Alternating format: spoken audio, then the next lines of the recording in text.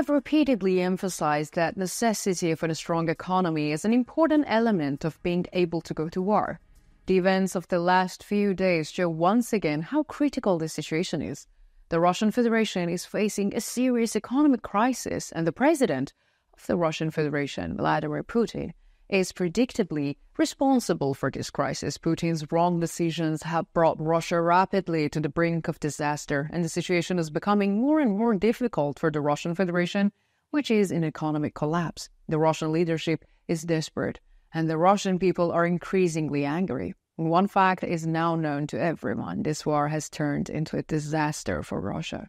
So the Russian army is trying to cope with these increasing problems on the front line, but it is not only the army that is facing problems, but the problems affecting many areas across Russia. The superior performance of the Ukrainian Armed Forces is causing serious damage on the front line, and this damage is increasing every day. While the Russian military is dealing with these challenges, the political leadership in Russia is struggling with economic problems. The economic problems have grown to such an extent that even the financial resources to meet the basic needs of the Russian people are dwindling. Let us examine the economic situation in Russia in the light of recent developments.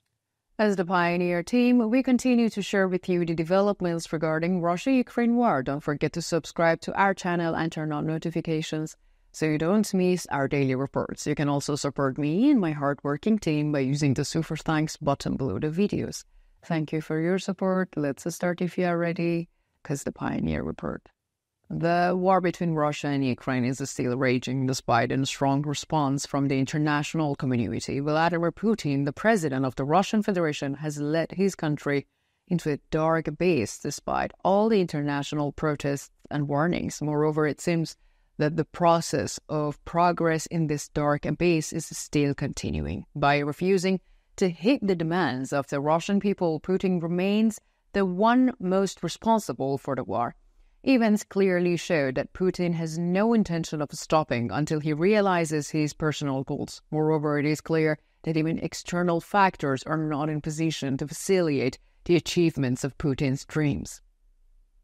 So the strong resistance of the Ukrainian Armed Forces is perhaps the most important external factor.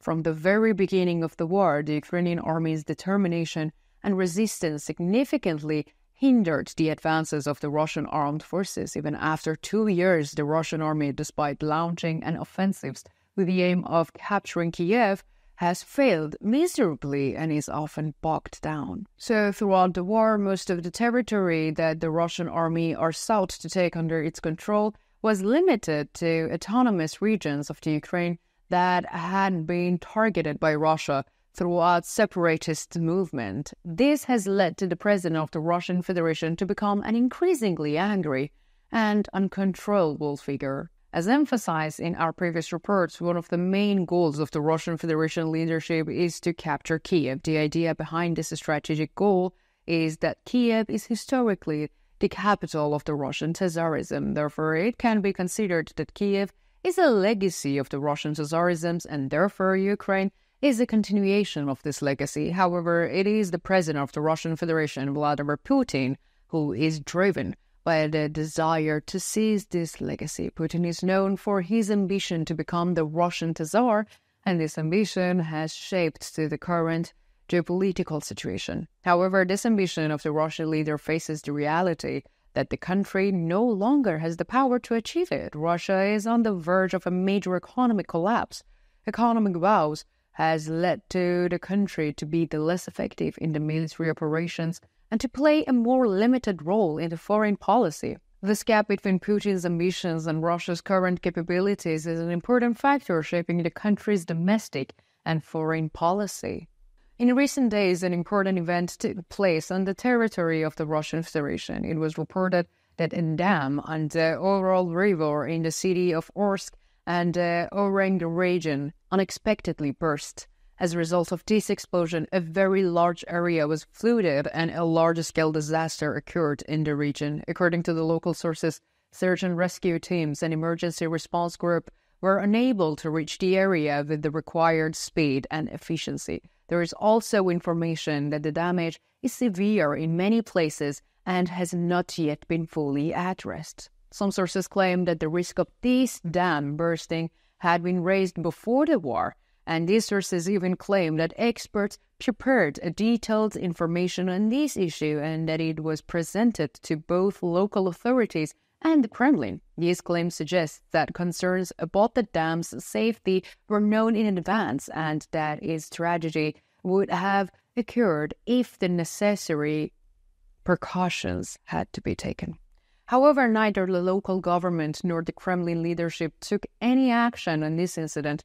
According to reports, this dam could have been remodeled at very low cost. However, the Russian government chose to divert the budget that would have been allocated for this purpose to the war.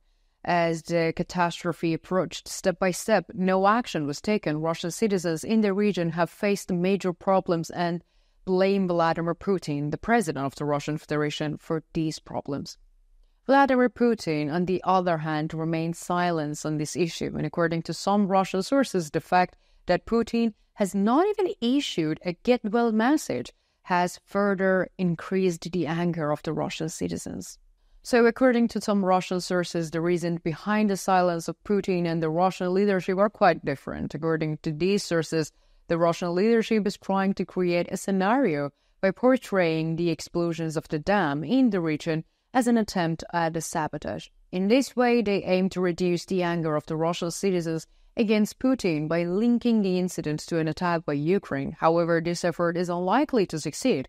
And in recent days, an expert's statements about the dam has neutralized these efforts of the Russian leadership. And the expert's statements read as follows. It was clear long ago that this dam would cause a problem. Experts tried to draw attention to this issue. Even during the war, according to the local residents, there was damage to this dam. And they tried to convince the locals that there was no damage, but then the dam burst. And the local sources and locals were the most affected. Hundreds of houses are underwater, and there are many people waiting to be rescued. The situation with this dam is purely economic, and the Russian government did not renovate the dam when it should have. Instead, they spent it on the war. Local people were really afraid of this disaster. Many of them asked for repairs but were not listened to because Putin's administration is only focused on the war. The cost of the war are getting higher and higher by the day. Nevertheless, the question of continuing the war is still top of the agenda, and some Russian citizens who were Putin's supporters also realized that they are no longer worth anything. The Putin administration's goals come before the demands of its citizens. The only thing that can be said clearly is that as the war continues, such problems will only increase in Russia. Rising costs and the rising tide of economic crisis are reducing the welfare of the Russian people, and yet the Putin administration is still busy diverting resources to the war. The Russian people are now alone. So, what do you think? What do you think about the consequences of the economic problems in Russia? How might the Russian people react to the economic problems? Tell us in the comments. I read and I care in your comments.